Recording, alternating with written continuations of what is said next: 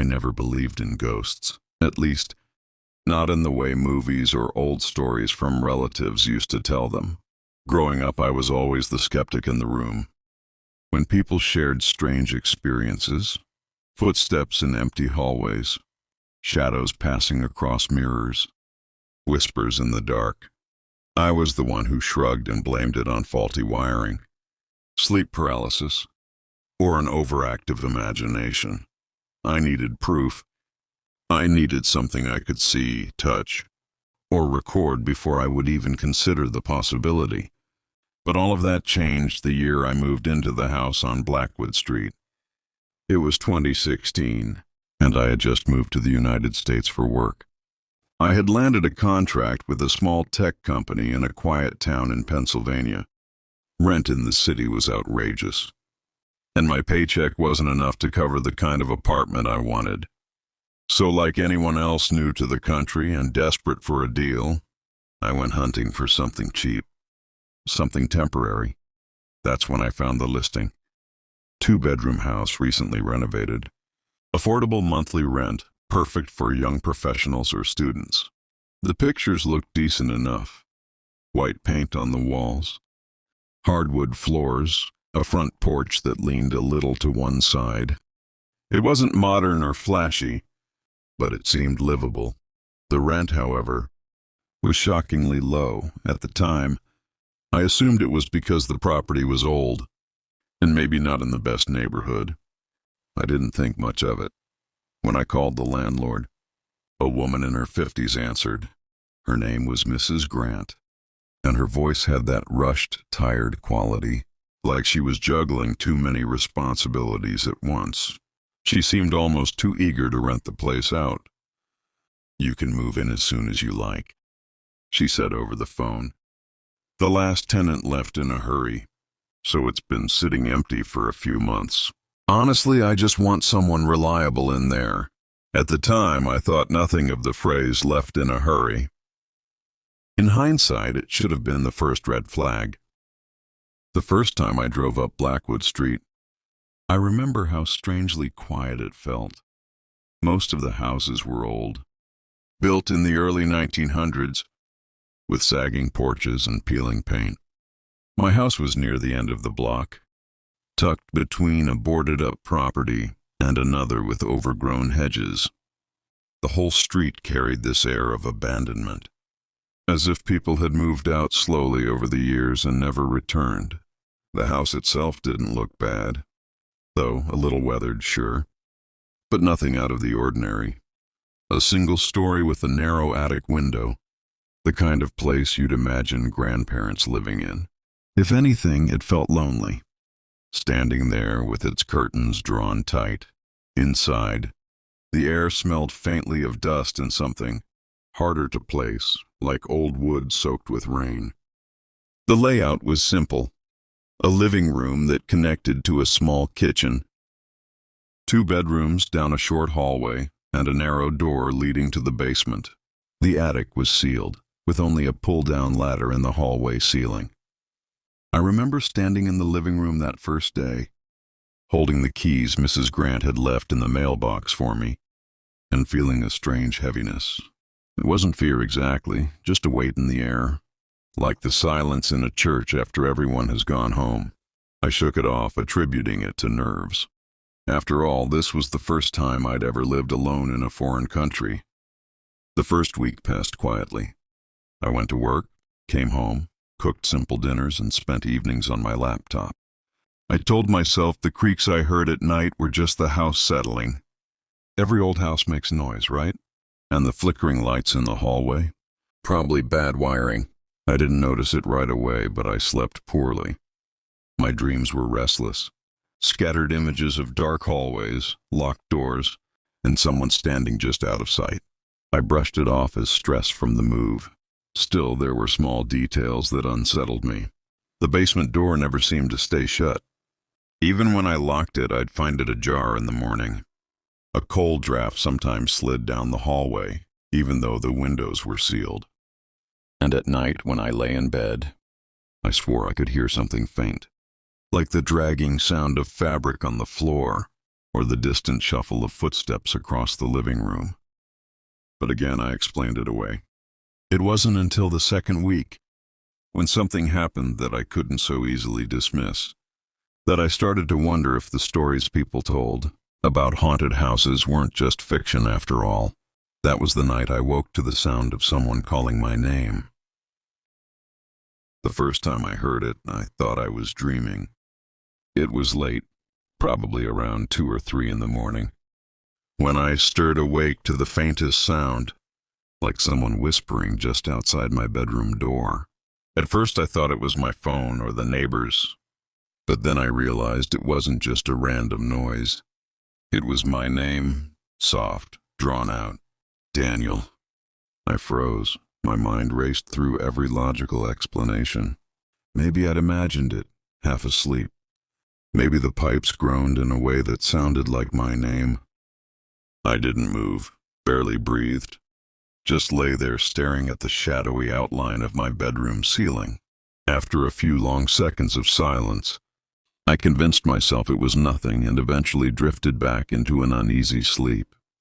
But it happened again the next night, and the night after that. Sometimes it came from the hallway, sometimes from the corner of the room itself.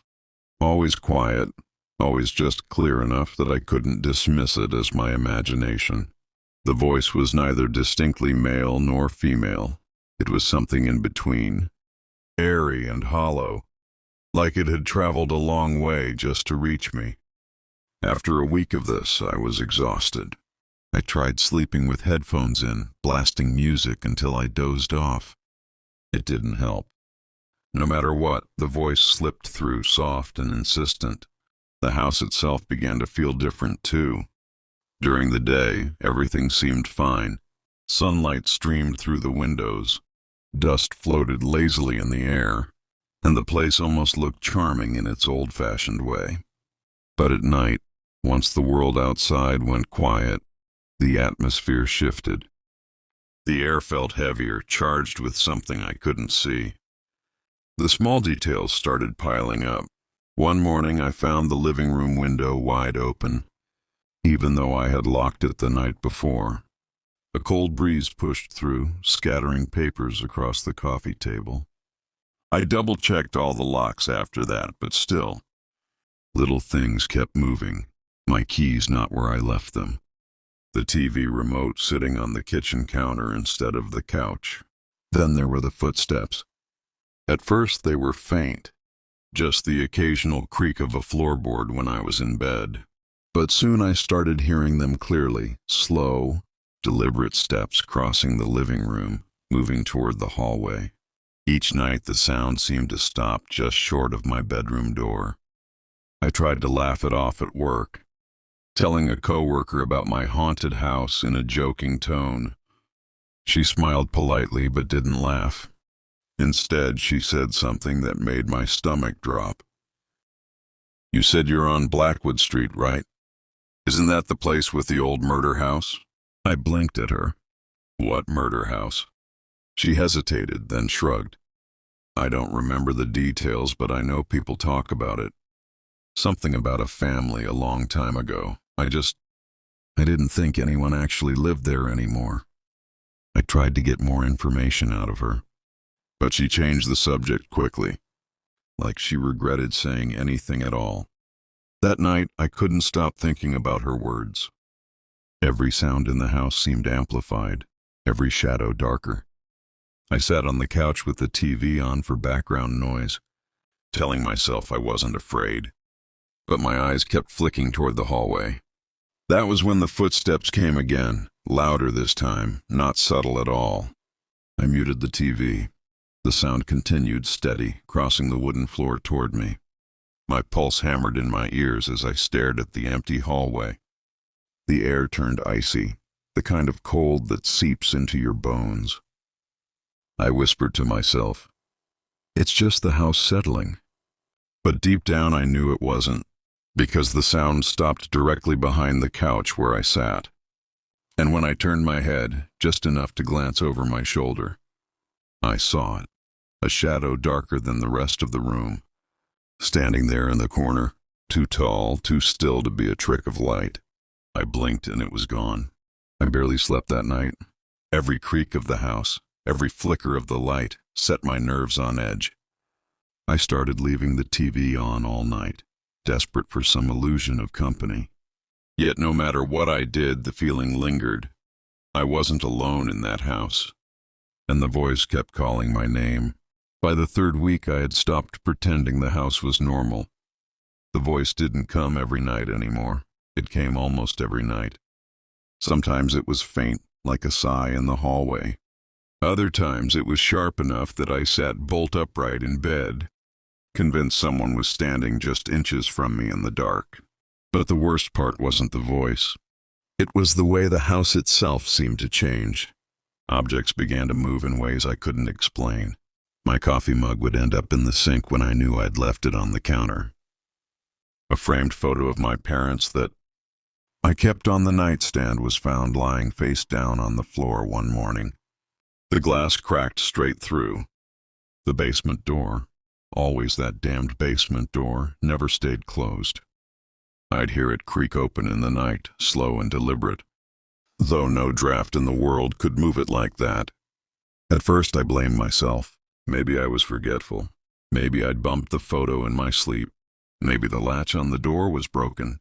But each time I tried to reason it out, the explanations felt thinner, flimsier, like I was lying to myself. One evening I decided to test it. I set my keys in the center of the dining table, aligning them carefully so they pointed straight ahead. I left the room, turned off the lights, and went to take a shower. When I came back out, steam clinging to my skin, the keys were gone. I searched the floor, the counter, the couch. Nothing. Finally, I found them hours later inside the refrigerator. That was the first night I realized something wanted me to notice it. The shadows grew stranger too. I'd catch them darting at the edge of my vision, low to the ground or slipping past the doorframe. Once, when I was brushing my teeth, I saw the reflection of someone standing in the hallway mirror behind me. My heart nearly stopped. I spun around, toothbrush in hand, like a weapon. The hallway was empty. I started leaving more lights on around the house. But somehow the shadows always found places to gather, pooling unnaturally in corners and under doors. The most terrifying moment, though, came when a friend stopped by. Her name was Leah, a co-worker who lived a few blocks away. I hadn't told her much about the house, just that it was old, and maybe a little creepy. We were supposed to watch a movie together and drink a couple beers. Halfway through the film, she frowned and muted the TV. "Do you hear that?" she asked. My stomach dropped. I hadn't heard anything until she pointed it out. But then, in the silence of the muted room, it came, the soft creak of footsteps moving down the hallway. Leah looked at me wide-eyed. "Is someone else here?" I shook my head. "No, it's just us." We both sat frozen, listening. The steps were slow, deliberate, the sound of weight pressing into old wood. They stopped right outside the living room. Leah stood, her voice shaky. "Daniel, I think someone's in your house." Before I could answer, the light above us flickered violently, buzzing like an angry swarm of bees. The TV snapped off on its own. The entire house plunged into darkness. Leah let out a sharp gasp. I scrambled for my phone, fumbling to turn on the flashlight. When I finally managed, the beam cut across the living room. And for the briefest second, I saw something in the corner, a figure, tall, blacker than the shadows around it, its head bent at an unnatural angle as if it were studying us. The light from my phone flickered once, twice, then steadied. The figure was gone. Leah didn't stay after that. She grabbed her coat and muttered something about not feeling well. I didn't blame her. As soon as the door shut behind her, the silence collapsed in on me, heavier than before. That night I barely slept. I lay in bed with every light blazing, my heart racing at the slightest sound. At some point, exhaustion dragged me under. I dreamed of the figure. It stood at the foot of my bed, watching me with eyes I couldn't see. Its neck bent too far to the side. When I woke up, my throat was dry. My sheets tangled around me as if I'd been thrashing all night. And on the wall above my bed, drawn faintly in what looked like ash, was a single word. Mine. Sleep stopped being a refuge for me. At first, the dreams were vague. Just fragments of darkness, doors that wouldn't open, and shadows moving at the edges of my vision. But after the word appeared on my wall, mine, the dreams began to sharpen. They no longer felt like dreams at all. They felt like visits. It started with the sound of breathing, slow, ragged, coming from just behind me as I lay in bed. In the dream, I couldn't move. My body was heavy, pinned. I could only stare at the ceiling as the breathing grew louder, closer, until I felt hot air brush against my ear. Then came the whisper, a distorted voice that stretched my name into something unnatural. Daniel! I would wake up gasping, drenched in sweat, convinced someone had been standing right over me. But the worst came a week later, when I first saw her. In the dream, I was walking down the narrow hallway of the house. Every light bulb above me flickered weakly, buzzing like flies. At the far end of the hall, just beneath the attic hatch, stood a woman. Her hair was long and stringy, soaked as if she'd just come from the rain. She wore what looked like a faded nightgown, the fabric clinging to her frame. I tried to call out to ask who she was, but no sound left my mouth. As I stepped closer, I saw her face, or rather, what was left of it. The skin was torn, jagged as though ripped by glass. One eye dangled lower than it should. The other stared straight ahead, milky white. Her jaw hung crooked, teeth exposed in a grimace that wasn't quite a smile. Blood had dried down her neck, staining the nightgown black. She raised one arm, her fingers twitching, and then she pointed at me. That was when I woke, heart hammering so hard I thought it might burst. For a long time I sat up in bed, clutching the sheets, staring at the corner of the room where shadows pooled. Every instinct screamed at me that she was still there, even though my rational mind begged me to believe otherwise. The dreams came back, night after night. Always the same woman, always pointing. Sometimes she was closer. Sometimes she was at the foot of my bed. Once I dreamed she climbed onto the mattress and crawled toward me, her broken jaw snapping open and shut like a predator. I woke screaming, my throat raw. It wasn't just the dreams, though. The line between sleep and waking began to blur. One morning, I walked into the bathroom and nearly dropped to my knees. In the condensation on the mirror, 3 words had been written, clear as day.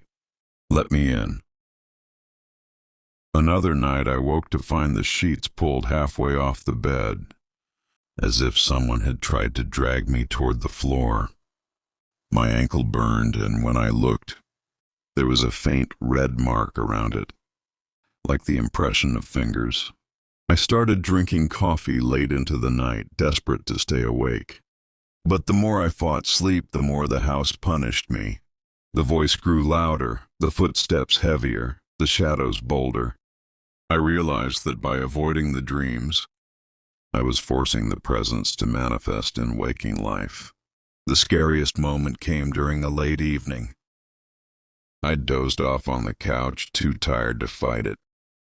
I opened my eyes, or thought I did, and found myself unable to move.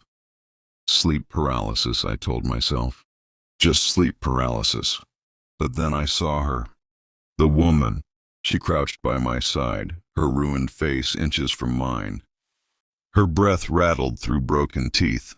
Her dead eye locked onto me. Slowly, with jerking, unnatural movements, she leaned closer until her lips brushed my ear. Her voice was lower than anything human, a guttural growl that shook me to my bones. Mine. I woke with a violent jerk, nearly falling off the couch. My throat ached, my body trembling. The room was empty again. But the smell lingered, rot, damp and metallic. like blood left too long in the air. That was the moment I stopped denying what was happening. This wasn't a trick of the mind or stress or imagination. Something lived in that house, and through my dreams it had found a way to reach me. By the time the second month rolled around, I had stopped calling the house home. It was just the place I slept, if I managed to sleep at all. Every corner held a shadow that felt alive. Every sound at night made me jump. The dreams of the woman with the ruined face still plagued me. But worse were the things that began happening when I was awake. It started small, lights turning on by themselves, doors opening without a sound. But then came the night when I finally saw her outside of sleep. I had been working late, tapping away at my laptop in the living room. The TV was on low for background noise. Around midnight, I stood to stretch, my back aching from the old wooden chair. That was when I caught movement in the hallway. At first, I thought it was just a trick of the light. But then she stepped fully into view, the same woman from my dreams. Her soaked nightgown clung to her frail body, her head tilted unnaturally to one side.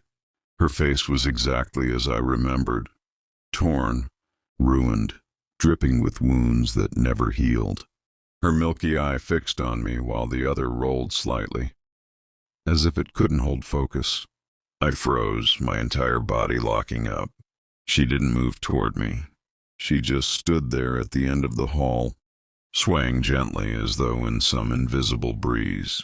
Then, with a sudden lurch, she dropped to the floor and crawled on all fours, jerky and inhumanly fast. I stumbled backward, knocking over a chair.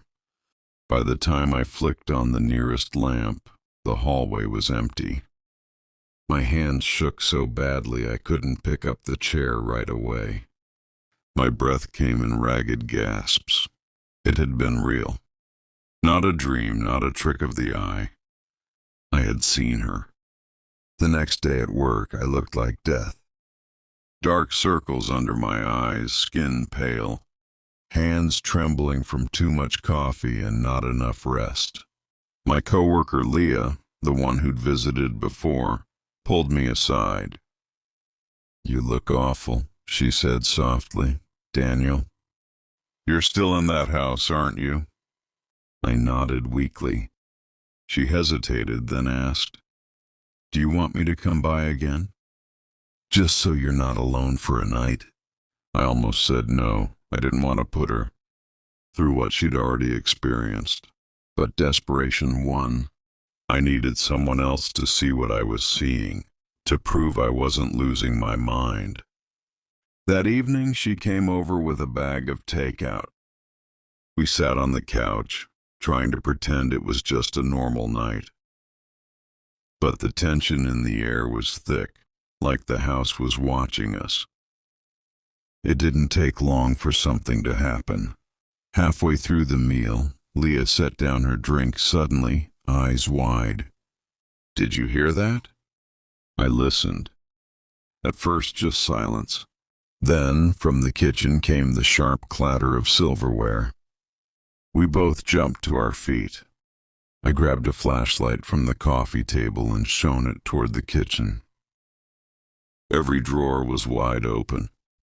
Forks and knives lay scattered across the floor. Leah clutched my arm. "Daniel, we need to leave." Before I could answer, the overhead light began flickering violently. The air grew heavy, charged, like the moment before a lightning strike. Then, from the hallway, came the unmistakable sound of dragging, like wet fabric being pulled across the wooden floor. Leah's grip tightened. We both stared at the dark hallway as the sound grew louder, closer. My heart hammered in my chest. Then, just for an instant, we saw her, crawling out from the shadows, her ruined face catching the dim light. Leah screamed.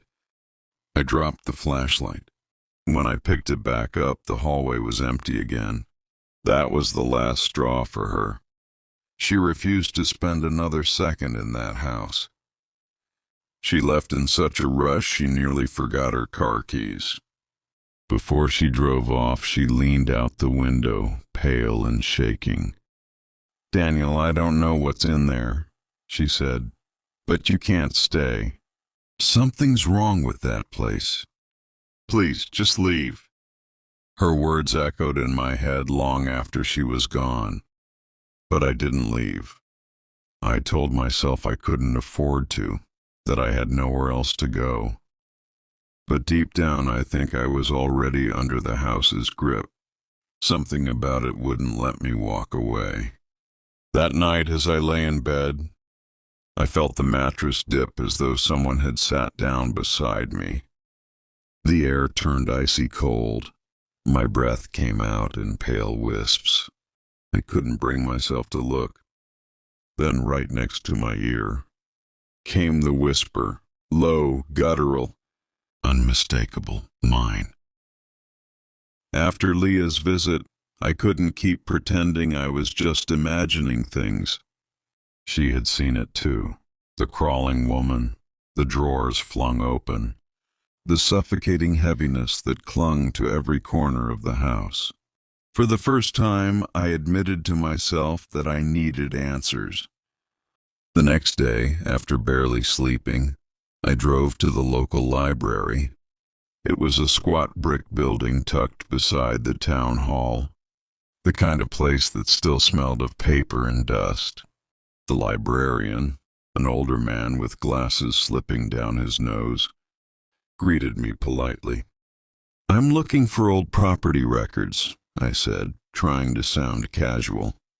"Specifically for a house on Blackwood Street." His eyes flicked up from the desk, and for a moment, something unreadable crossed his face. "Blackwood Street?" "Yes, number 47. He hesitated before nodding slowly. "That one's old. Let me see what we have." He led me to the archives in the basement. The room was cold, lined with metal filing cabinets and stacks of brittle newspapers.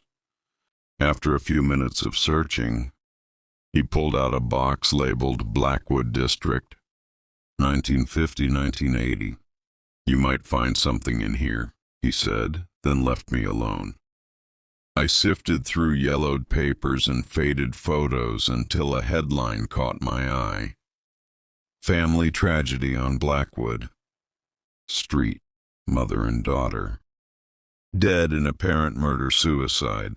The article was dated 1978. My heart pounded as I read. The story described a woman named Evelyn Carter, who had lived at the address I now called home. Neighbors reported hearing screams one night. When police arrived, they found Evelyn dead in the upstairs attic, her face mutilated and her young daughter lifeless beside her. The article said Evelyn had suffered from mental health issues after her husband abandoned them. Authorities believed she had killed her daughter before taking her own life, but the details didn't sit right. The article mentioned that Evelyn's face had been badly damaged, but didn't explain how. One neighbor claimed they heard two voices arguing that night, neither of which belonged to the little girl. I sat frozen, the words blurring on the page. The woman in my dreams, the ruined face, the long nightgown, the unearthly stare. I was certain it was her, Evelyn. And the word she kept whispering mine. Was she talking about her daughter? Was she mistaking me for someone else? I dug deeper, flipping through more clippings. Over the years, several tenants had come and gone from the house. A few stayed only a few months. One article from the early 90s reported that a college student had gone missing after moving into the home. His body was never found. Another tenant wrote a letter to the local paper in 2003, claiming the house was haunted. He described footsteps, voices, and a woman who stares from the attic. The letter was dismissed as superstition, but he moved out shortly after.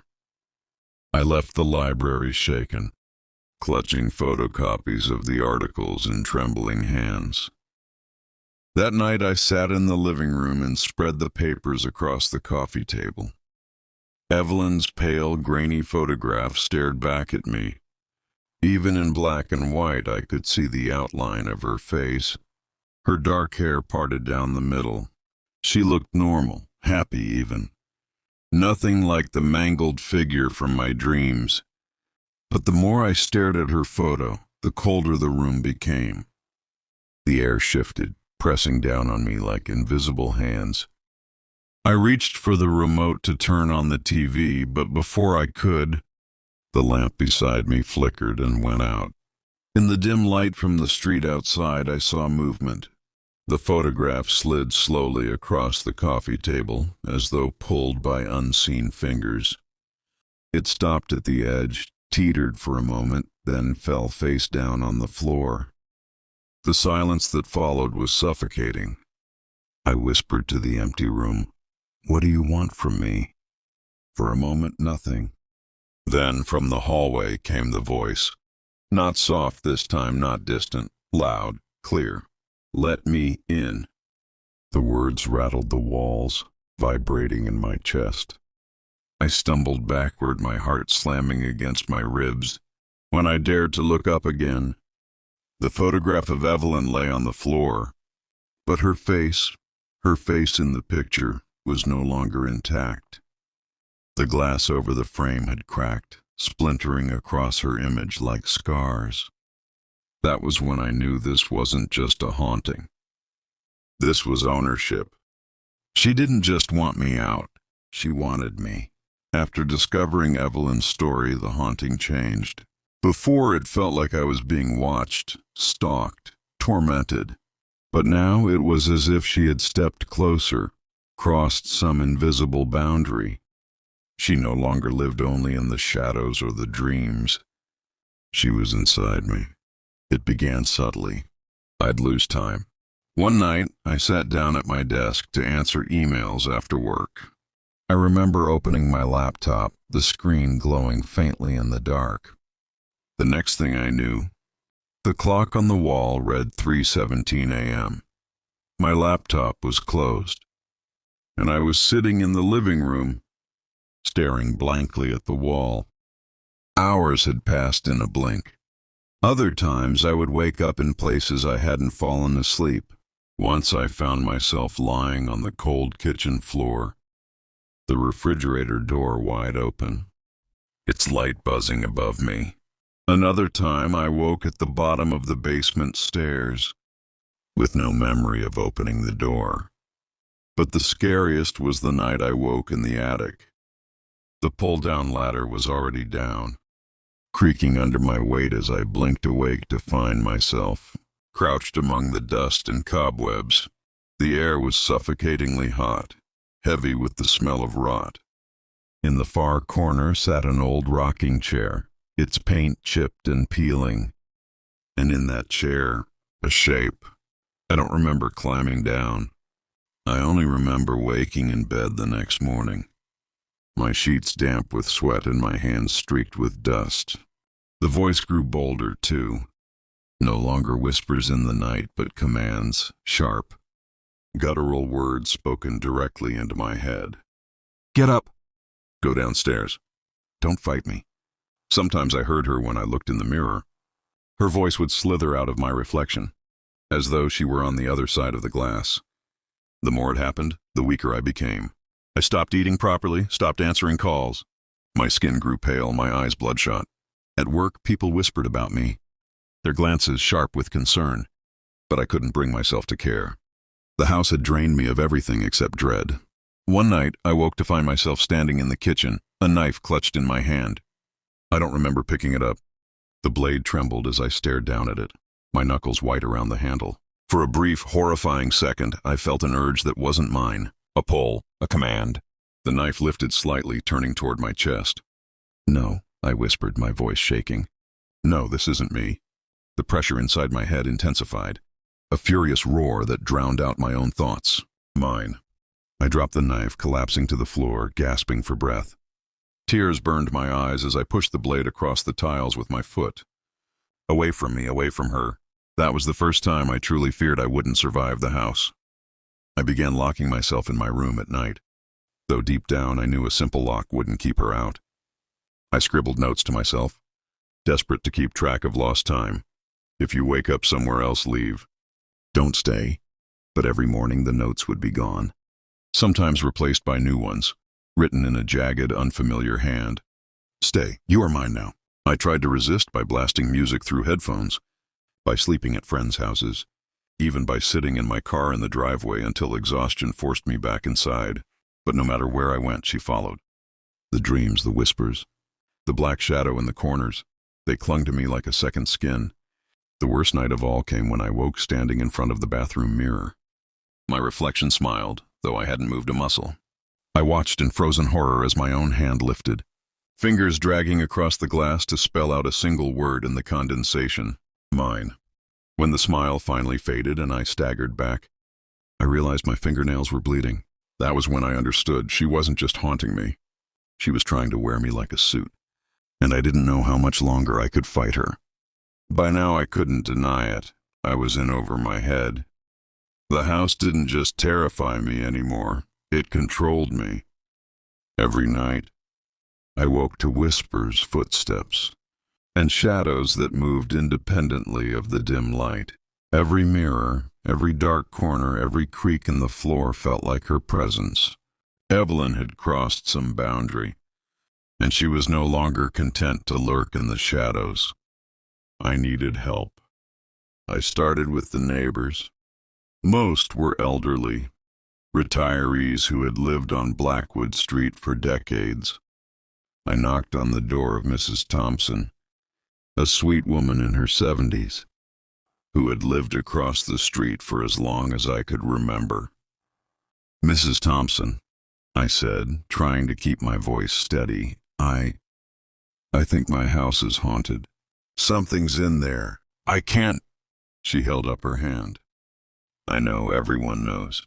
That house, that family. Evelyn never left. Her words froze me. She told me about the tragedies, Evelyn's daughter, the college students who had vanished, the tenants who moved out in terror. She said the house had a reputation decades long, one the town tried to ignore. You need help you can't find in books, Mrs. Thompson said softly. There's a man, a priest. He doesn't charge much, lives a few towns over. His name's Father Reynolds. He deals with things like this. I hesitated. The idea of a priest performing an exorcism sounded almost laughable, but at that point, I was willing to try anything. I called Father Reynolds the next day. A calm, deep voice answered. When I explained the situation, he didn't dismiss me. Instead, he said, Evelyn Carter never left because she isn't just a spirit. She's tied to the house and the memories of her life. To face her, we'll need more than holy water and candles. I agreed to meet him that evening. Father Reynolds arrived at the house just before sunset, carrying a small bag of religious items, salt, candles, and a leather-bound book of rites. He walked through the rooms with me, murmuring prayers under his breath. I watched nervously as he sprinkled salt along thresholds, saying verses I didn't understand. The first night of the ritual was tense but uneventful, almost too quiet. I thought maybe this would finally bring relief. But the second night changed everything. At around midnight, the shadows in the corners of the living room deepened. The temperature dropped sharply, and the candles Father Reynolds had set flickered wildly, throwing grotesque shapes across the walls. Then came the whispers louder than ever. Mine, mine, mine! The voice was everywhere at once. Father Reynolds knelt, chanting fervently, but the air thickened. pressing against our chests like we were submerged underwater. Suddenly, the lamp above us exploded in a shower of sparks, sending both of us ducking. I could hear the pounding of footsteps across the floorboards, circling, hunting. The shadows condensed, forming a shape I recognized instantly. Evelyn. Her face, her twisted neck, the nightgown soaked in the darkness of the room. I tried to run, but Father Reynolds grabbed my arm. "Hold the circle," he shouted. "Do not let her out." The walls seemed to pulse, vibrating with a sound that made my teeth ache. Evelyn advanced, moving impossibly fast. But each time she approached, the candle's light flared, forcing her back into the corners, and then silence. For a moment I thought it had worked. Father Reynolds sighed heavily, eyes wide with both fear and relief. "I think she's contained," he muttered, "but not gone. Be careful. She grows stronger the more fear you give her. Don't provoke her. Don't fight her alone." I realized then that this wasn't just a haunting I could escape. It was a battle of wills. Evelyn wasn't just a ghost trapped in the house. She was a presence that could influence reality, manipulate me, and draw me into her twisted world. Father Reynolds left before dawn, leaving behind warnings and a few protective charms. I followed his advice as best I could, keeping candles lit, mirrors covered, and refusing to be alone whenever possible. But every night the whispers returned. Every night the shadows returned. And with them, Evelyn. The nights grew unbearable. No amount of candles, prayers, or protective charms could keep Evelyn at bay for long. Each evening the house seemed to swell with her presence, the shadows stretching like tendrils across every room. That night, I knew I was running out of options. Father Reynolds had warned me, but even his charms were only temporary. I stayed awake, pacing the living room with a baseball bat in hand, waiting. And then, as the clock struck 2 a.m., I heard it, the dragging, scraping footsteps moving from the hallway toward the living room. I froze. Her face appeared at the end of the hallway, fully visible this time, illuminated by the faint moonlight streaming through the window. Every detail was horrifying: the torn skin, the milky eye, the jagged teeth that glinted as she grinned. Her gaze locked on me, unblinking, and for the first time, I realized she could see inside me. I tried to move, but my legs refused to obey. Fear held me like a vice. She took a step closer, then another, crawling toward me with unnatural grace. The air thickened, suffocating, smelling of rot and wet earth. I swung the bat, shouting her name, but it passed right through her like smoke. Panic overwhelmed me. I stumbled backward, tripping over the edge of the rug. She was suddenly on the couch beside me, cold and impossibly heavy. My heart threatened to explode. The whispers surged into a cacophony, filling my mind with commands.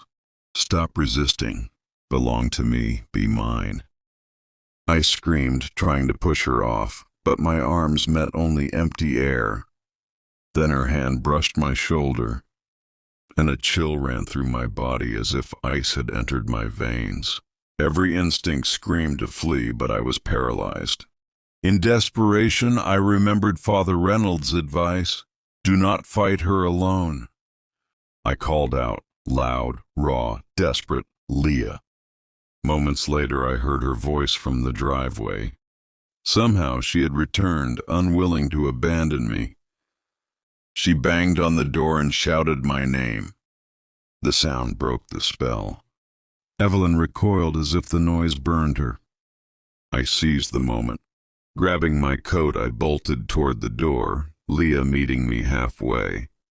The cold night air hit us like a wave, the house behind us trembling with rage. From the porch, I looked back once. The shadow at the window, her eyes followed me. I didn't stop running until we were across the street, gasping for breath.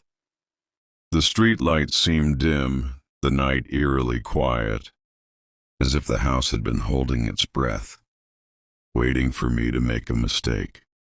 Even then I could feel her watching.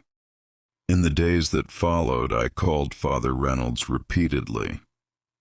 He performed additional rites, blessed the house, and sprinkled salt along every threshold. The noises and shadows receded somewhat, but Evelyn had not left. She lingered, patient, waiting for the night I let my guard down. I moved the following week. Packing my belongings felt like a ritual itself. Dragging myself away from the house, knowing it was still tied to me somehow. On the last night, I left the front door unlocked, with a single candle burning in the living room. From the street, I saw a figure in the window, her ruined face pressed to the glass, watching. I felt no relief, no victory, only the chilling certainty that this was far from over. And as I drove away, I whispered to myself, shaking, "Don't follow me." I don't know if she can or if she would try. All I know is that some things never leave, and some houses are not meant to be lived in, at least not by the living. I moved. I don't remember exactly how I packed everything. It felt like I was sleepwalking, driven by some instinct to escape before it was too late. The new apartment was modest. A one-bedroom in a quiet part of town, far from Blackwood Street. For the first week, I thought I had finally left Evelyn behind. The air was lighter. The shadows seemed normal. I began to sleep for longer stretches, waking without the icy fear clutching my chest. But the dreams didn't stop. Even miles away, she came to me. The ruined woman with the twisted face appeared at the edges of my vision as I fell asleep, whispering, calling my name. I would awaken to find objects slightly out of place, minor things that made my skin crawl. The coffee mug from the night before moved across the counter, the lights flickering briefly. I realized then that leaving the house hadn't freed me. She wasn't tied only to Blackwood Street. She had tied herself to me. Father Reynolds told me this could happen. He said the strongest spirits, those bound by rage, loss, or obsession, could attach themselves to a person, not just a location. I was no longer simply a tenant. I had become part of her story. I tried to rationalize it. Stress, trauma, isolation. Surely it was all psychological. But deep down I knew the truth. The moments of cold that lanced through my body. The sensation of being watched. The whispers in the night, they were real, too real. I keep the lights dimmed at night. I avoid mirrors when I can. I still sleep with a flashlight on, hoping the weak beam will ward her off. I have stopped going out late, and I avoid being alone at night whenever possible. And yet, I sometimes hear her. A soft voice calling, faint but unmistakable. "Daniel." I tell myself it's nothing. It has to be. I repeat Father Reynolds' words like a mantra. Do not provoke her. Do not feed her fear. Do not acknowledge her beyond caution. Even so, the dread never leaves. The feeling of being watched is constant, a shadow at the edge of my life that I cannot shake. Sometimes I wake with my bed sheets twisted, as if someone or something has lain beside me. I have considered leaving the country, moving somewhere far enough that she cannot follow, but I fear that distance might not matter. She has embedded herself in my mind, in my fears. Perhaps she has been with me all along, a silent passenger I cannot evict. I share this not for pity, not for belief. I share it as a warning. Some houses are not just old or empty. Some are vessels. Some carry the weight of grief, anger, and obsession. Some bind themselves to the living. Blackwood Street still exists, Number 47 still stands, and somewhere inside, Evelyn waits, patient and furious. If you ever find yourself drawn to a house like that, or hear whispers where there should be silence, heed my warning. Do not enter, do not linger, and whatever you do, do not under any circumstance answer. Because once you do, it's no longer just a story, it's yours.